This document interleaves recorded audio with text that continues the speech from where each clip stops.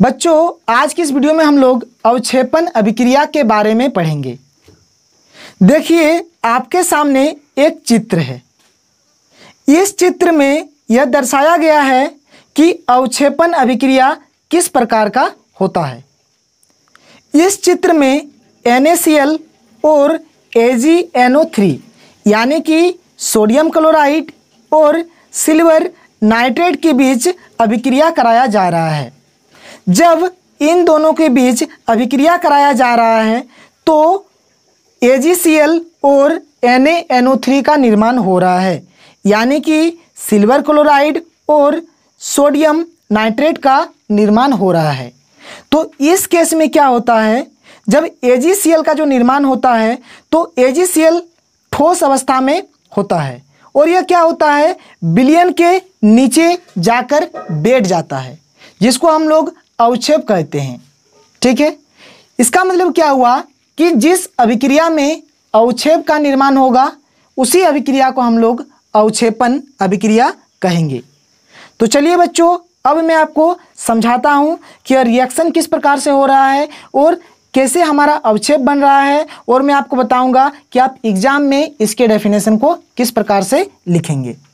जैसे कि बच्चों, मैंने आपको बताया कि जब हम लोग सोडियम क्लोराइड यानी कि NaCl और सिल्वर नाइट्रेट यानी कि AgNO3 के बीच अभिक्रिया कराते हैं तो AgCl यानी कि सिल्वर क्लोराइड और NaNO3 यानी कि सोडियम नाइट्रेट का निर्माण होता है। देखिए, हमने क्या किया, NaCl का विलयन लिया। ठीक है, इसकी अभिक्रिया हमने किसके साथ करा दिया, AgNO3 के साथ कराया, यानी कि सिल्वर नाइट्रेट के साथ कराया। तो किसका निर्माण हुआ, AgCl का निर्माण हुआ। AgCl प्लस NaNO3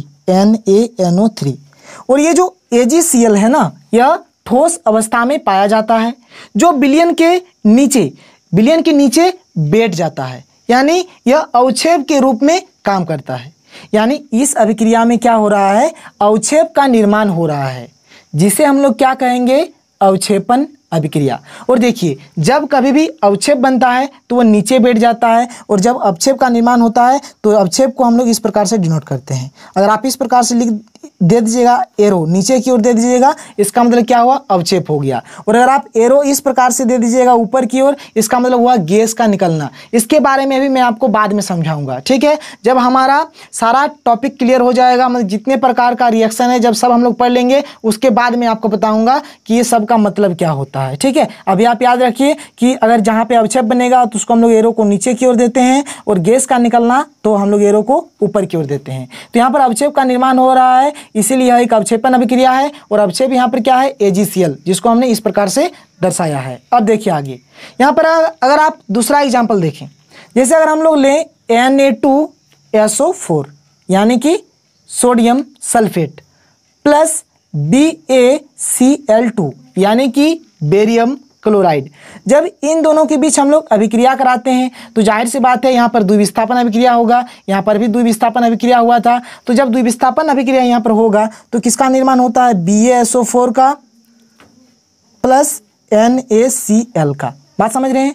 और यहाँ पर अवक्षेप के रूप में ये काम करता है, ये जो BaSO4 देख रहे हैं, यही अवक्षेप के रूप में काम करता है, यानी ये अवक्षेप बनता है। बात समझ रहे हैं, ये हमारा यहाँ पर अवक्षेप बनता है, और इसी को हम लोग क्या बोलेंगे, इसी अभिक्रिया को क्या बोलेंगे, अवक्षेपण अभिक्रिया बोलेंगे। तो चलिए बच्चों, अब हम लोग बात करेंगे कि आप अवक्षेपण अभिक्रिया को एग्जाम में किस प्रकार से लिखेंगे। तो देखिए बच्चों, अवक्षेपण अभिक्रिया को आप एग्जाम में कुछ इस प्रकार से लिखेंगे। अवक्षेपण अभिक्रिया क्या है, ठीक है। देखिए, जिन अभिक्रिया में अवक्षेप का निर्माण होता है उसे अवक्षेपण अभिक्रिया कहते हैं। ठीक है, जिस अभिक्रिया में अवक्षेप का निर्माण होगा उसी को हम लोग अवक्षेपण अभिक्रिया कहेंगे। एग्जाम्पल आप देख लीजिए, Na2SO4 प्लस BaCl2 से BaSO4, देखिए नीचे हमने एरो दिया, यानी ये अवक्षेप है, प्लस NaCl, जो अभी हमने यहाँ पर बताया ये एग्जाम्पल, और आप इस एग्जाम्पल को भी लिख सकते हैं। तो बच्चों, आज के लिए इतना ही। अब हमारा जो अगला लेक्चर आएगा उस लेक्चर में हम लोग उदासीनीकरण अभिक्रिया यानी कि न्यूट्रलाइजेशन रिएक्शन के बारे में पढ़ेंगे। आज के लिए इतना ही। Thank you.